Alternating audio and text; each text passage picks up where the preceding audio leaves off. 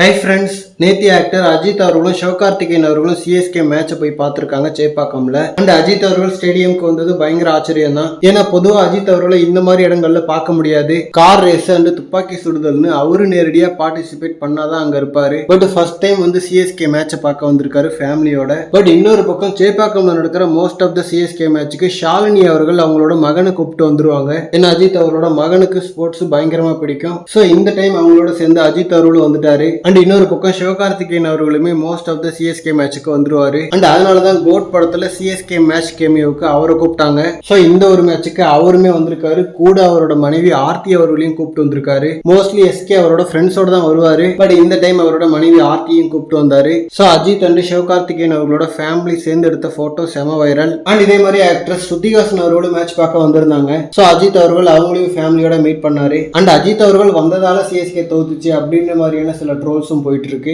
But இதுக்கு முன்னாடி மேட்சஸ்ல CSK நல்லா ஆடி இருந்தா இந்த மாதிரி சொல்றதுல ஒரு லாஜிக் இருக்கு. இந்த சீசன் ஃபுல்லாவே சிஎஸ்கே மோசமா தான் ஆடி இருக்காங்க. அதனாலதான் டேபிள்ல 10வது இடத்துல இருக்காங்க. அண்ட் பிளே ஆஃப்க்கு போற வாய்ப்பை முதல்ல தவற விடுற ஒரு டீமாவும் ஆயிட்டாங்க. அண்ட் இனி வரும் மேட்ச்லயாவது ஜெயிச்சு கொஞ்சம் டேபிளுக்கு மேல போனா நல்லா இருக்கும். ஏன்னா முன்ன இருந்ததை விட இப்போ டீம் ஓரளவுக்கு பெட்டர் ஆயிட்டு இருக்கு. ஸோ டெஃபினட்டா அதுக்கு வாய்ப்புகள் இருக்கு. இன்னொரு பக்கம் ஒரே இடத்துல 2 தலைன்னு சொல்லிட்டு தோனி அண்ட் அஜித் அவர்களை வச்சு நிறைய எடிட்ஸ் போயிட்டு இருக்கு. அண்ட் நிறைய பேர் கோட் படத்தோட அந்த கிளைமேக்ஸ் சீனோட கனெக்ட் பண்ணி எடிட் பண்ணிட்டு இருக்காங்க. அது எல்லாமே பார்க்க செம்மையா இருக்கு. பட் அன்பார்ச்சுனேட்லி சிஎஸ்கே மேட்சை தோத்துடுச்சு. அண்ட் இனிமேல் பிளே ஆஃப்க்கும் பெருசா வாய்ப்பு இல்ல.